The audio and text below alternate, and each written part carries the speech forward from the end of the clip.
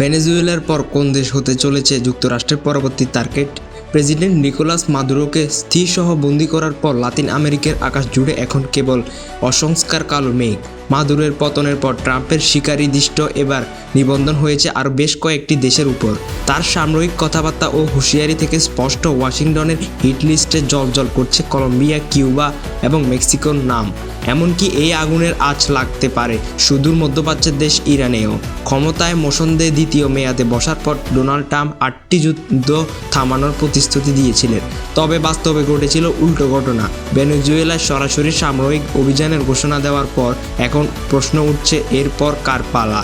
ট্রাম্পের সাময়িক মন্তব্যে কলম্বিয়ার প্রেসিডেন্ট গুস্তাভো পেত্রোর নাম উঠে এসেছে সবার আগেই। মাদুরোর মতোই ভয়াবহ পরিণতির হুঁশিয়ার দেওয়া হয়েছে পেত্রোকে। কোনো রাগঢাক না রেখেই ট্রাম্প কলম্বিয়াকে একটি অসুস্থ রাষ্ট্র হিসেবে অভিহিত করেছেন। কলম্বিয়ার রাষ্ট্রপ্রধান সম্পর্কে তিনি বলেছেন, তিনি আর বেশি দিন এই কাজ চালিয়ে যেতে পারবেন না।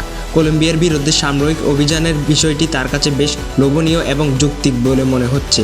ট্রাম্পের উপর সরাসরি হুমকিতে কলম্বিয়ার সার্বভৌমত্ব যে চরম হুমকির মুখে তা বলার অপেক্ষা রাখেনি। তালিকার কলম্বিয়ার পরেই রয়েছে সাম্প্রদায়িক কিউবার নাম। দীর্ঘদিনের মার্কিন নিষেধাজ্ঞা জর্জরিত কিউবাকে ডোনাল্ড ট্রাম্প একটি ব্যর্থ রাষ্ট্র হিসাবে ঘোষণা করেছেন। তার মতে যুক্তরাষ্ট্র যদি কোনো হামলা না চালায়, তবুও খুব শীঘ্রই কিউবা আপনি পতনের মুখে পড়বে। কিউবার অর্থনীতি মূলত ভেনেজুয়েলার তেলের উপর নির্ভরশীল ছিল।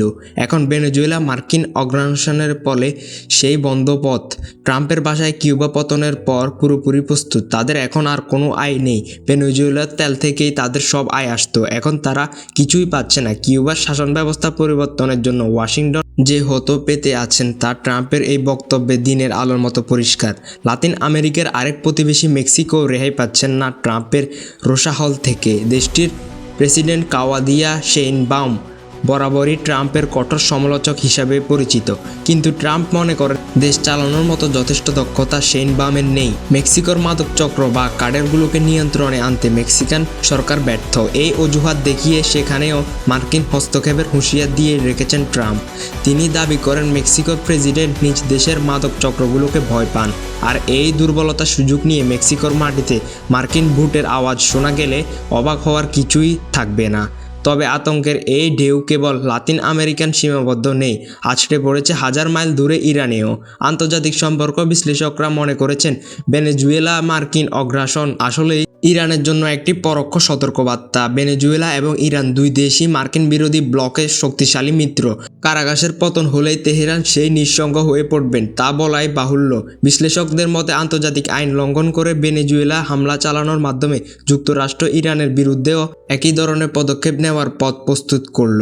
কিছুদিন আগে ইরানের সরকার বিরোধী বিক্ষোভে উস্কানি দেওয়া এবং বিক্ষোভকারীদের সহায়তা করার জন্য সরাসরি হস্তক্ষেপের হুঁশিয়ারি দিয়েছেন মার্কিন প্রেসিডেন্ট। সব মিলিয়ে পরিস্থিতি এখন বারুদের স্তূপের মতো। ভেনেজুয়েলা পর কলম্বিয়া, কিউবা বা মেক্সিকো যে কোনো দেশেই যে কোনো মুহূর্তেই নেমে আসতে পারে অগ্রাসন। আমেরিকার ফার্স্ট নীতির আগল খুলেই ট্রাম্প প্রশাসন কি তবে বিশ্বজুড়ে এক নতুন অস্থিরতার জন্ম দিতে যাচ্ছে?